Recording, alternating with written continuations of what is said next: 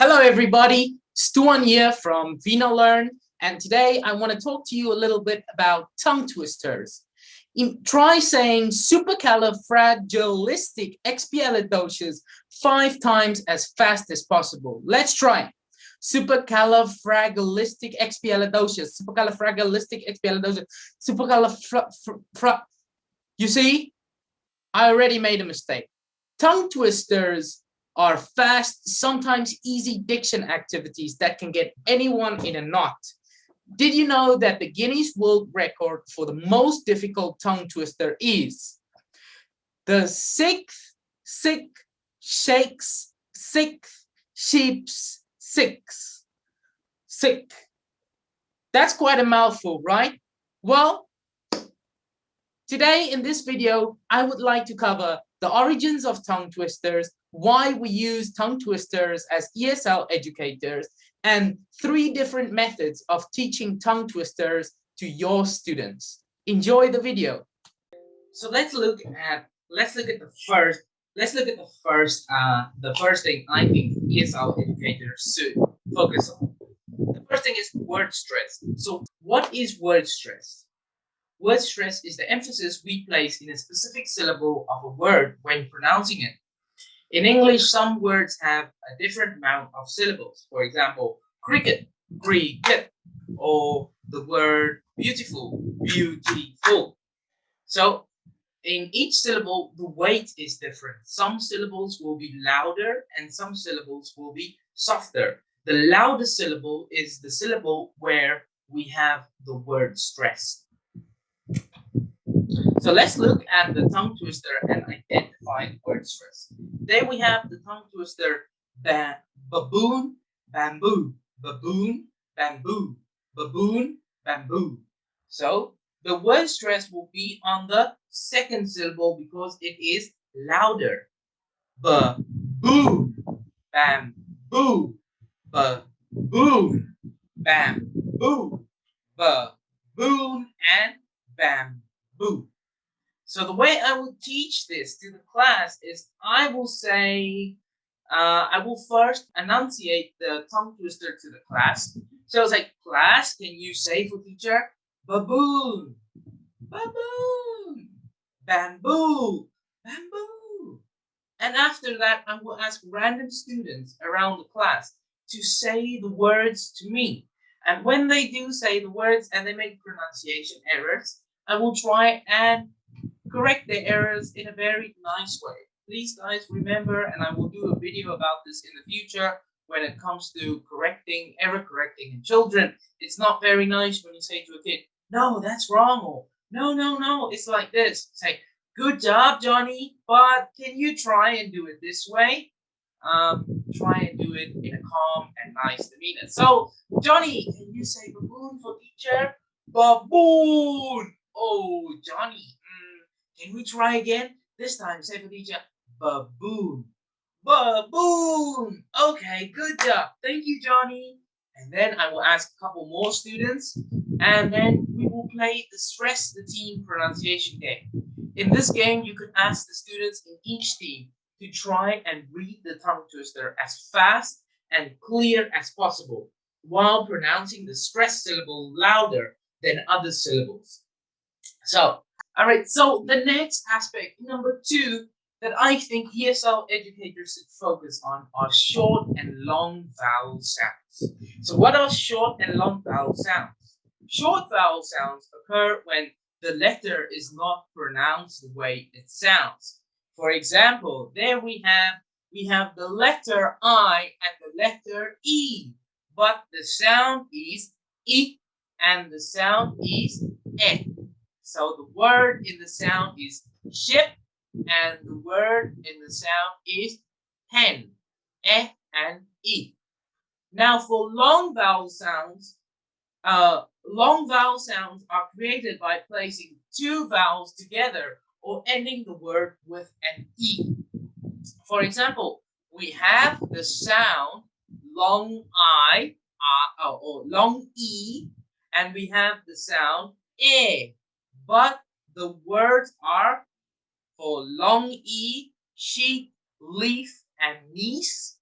And for air, they are air, hair, and bear. Now, the last thing I think ESL educators should focus on are diphthongs when it comes to the phonetic chart. But I find like teaching diphthongs are the easiest things to teach to ESL students, although you have to teach monophthongs and other types of thongs as well. The word diphthong comes from the Greek word that means two voices or two sounds. In phonetic, a diphthong is a vowel in which there is a noticeable sound change within the same syllable. The process of moving from one vowel sound to another is called gliding, which is why another name for a diphthong is a gliding vowel. But they are also known as compound vowels, complex vowels, or moving vowels. Take a look at the following examples. There we have the sound I. This diphthong creates the sound similar to I and is most often occurred with a letter combination that includes I, IGH, and Y. Examples of some words are crime, like, and lime. The next sound we have is the sound A. This diphthong creates sounds similar to great and is most often used with a letter combination that includes EY, AY, AI, and A. Examples of some words are break, rain, and wait. Right. Finally, let's look at how can we use short and long vowels and diphthongs in teaching methods. Now, my three famous teaching methods are the following. There are a lot of different teaching methods out there, but I find that these three methods work really well for me. Method number one, it says, don't say the word, say the sound. In this method, we will focus on getting students to identify the sound without saying the word. There are different ways that you could use this method. Some include going fast, reading backwards, and doing an action when you say the sound. So there we have the tongue twister, three thin thieves. Our target sound for this tongue twister is the sound th or the unvoiced th sound. This is one of the most difficult sounds for Vietnamese students. So again, the first thing that I will do when I teach it is I will enunciate the words to the students. Class, three, thin, thieves. Again, like that. And then after that, we will go to the teaching method, which I said. So we will read the tongue twister. Three thin thieves thought 1,000 thoughts. If three thin thieves thought 1,000 thoughts, how many thoughts did each thief think? And then the class will read the tongue twister to me. After that, I say, okay, class, are you ready? Let's play a little game. This time, I want you to say the sound, but don't say the word. So again, I will make an example. Look at teacher. Th, th, th, th, th, th. If th, th, th, th, th, th, how many th did each th, th? And then I will have the teams battle it out to see who can do it better. All right, team one, are you ready? Yes, teacher. Da, da, da, da, da, da, da, da, da. Good job. And then team two and team one. The objective of this method is to allow the students to see the words, but to focus on pronouncing the sound. All right.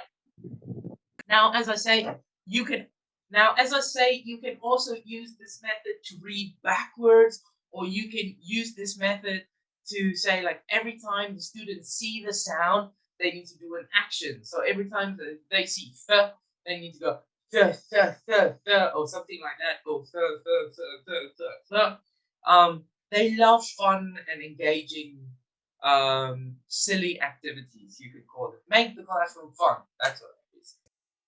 Right. For method number two, Method number 2 is called battle pronunciation. Listen how many times you hear the target sound. In this method, the teacher will read the tongue twister fast, faster, and then very fast to the class. The class needs to listen how many times did they hear the target sound. After that, the teams place a bet on how many times they heard a certain sound. They could bet their team points, or they could bet how many minutes the other team should do something. Obviously, it should be within reason. If a team said, Teacher, I want team two to be a frog for 20 minutes. So team two jump up and down for 20 minutes. Obviously, not cool. It's not gonna happen, team one. But if they say, Teacher, I want team two to dance monkey for us for 1 minute. Okay, very good, no problem. We can do that, all right? Or put the bag on the head or do a funny action. They love that stuff. So let's look at an example on how we will teach battle pronunciation. There we have the tongue twister Peter Piper. All right, very famous tongue twister.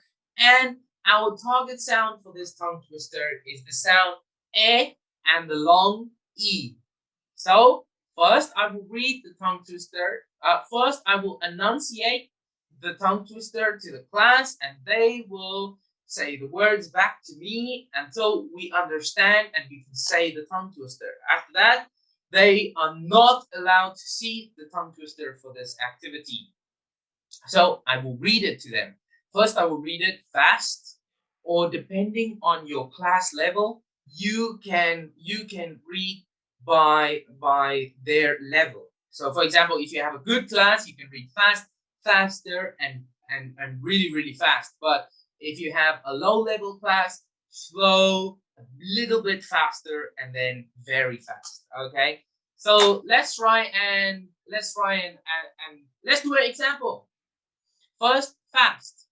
Peter Piper picked a peck of pickled peppers. A peck of pickled peppers. Peter Piper picked.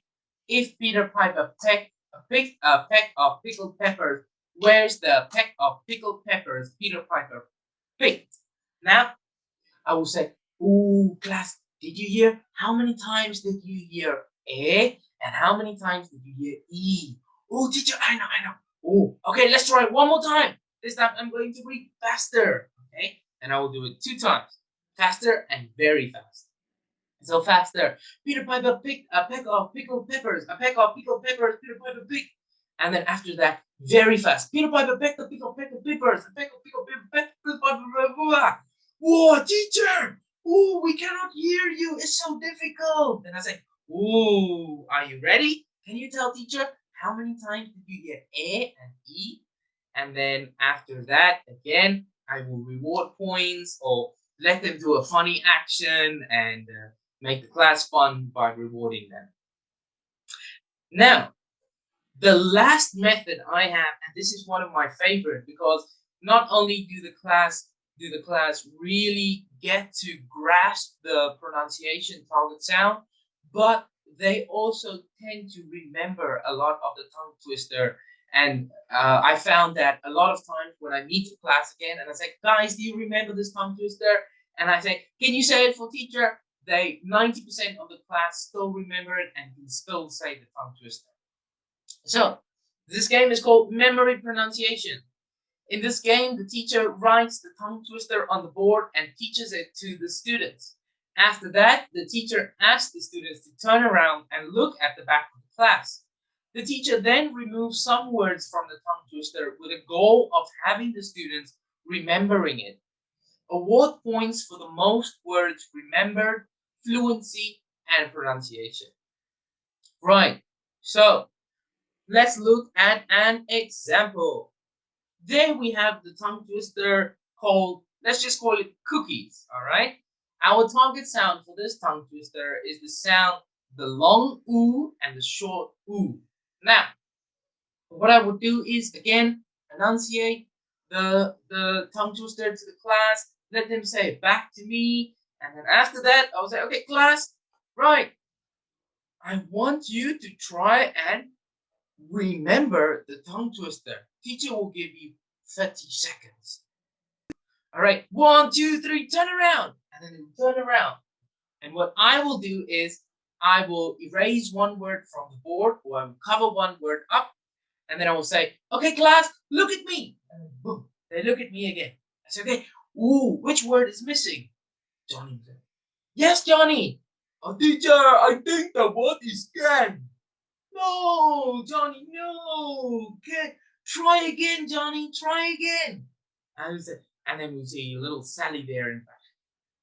Teacher, I think the word is good. Yeah, good job, Sally. Let's see. Good, yeah, good. And then I will ask Sally to read that line or piece of the tongue twister for me. And again, and then I will say, turn around. But this time, when they turn around, I only give them 5 seconds to look at the tongue twister before they turn around. Are you ready, class? 1, 2, 3, 4, 5. And then obviously I will cover some words. So this time I cover 2 words. Yeah, and say, look at me. Teacher, teacher. And then they will try and identify the words again. And when they do it, when most of the words are already covered, then I will ask team 1 and team 2 to try and say the tongue twister. I've done this activity that I've had the whole tongue twister erased, and it's been a long tongue twister, and they managed to remember the whole tongue twister. So this is another great exercise for your class. Well, that concludes my video for today. I hope you all liked it. If you did, please subscribe and give us a big thumbs up. From myself, Stuan Kutsia, and the Vina Learn team. Until next time, goodbye everyone.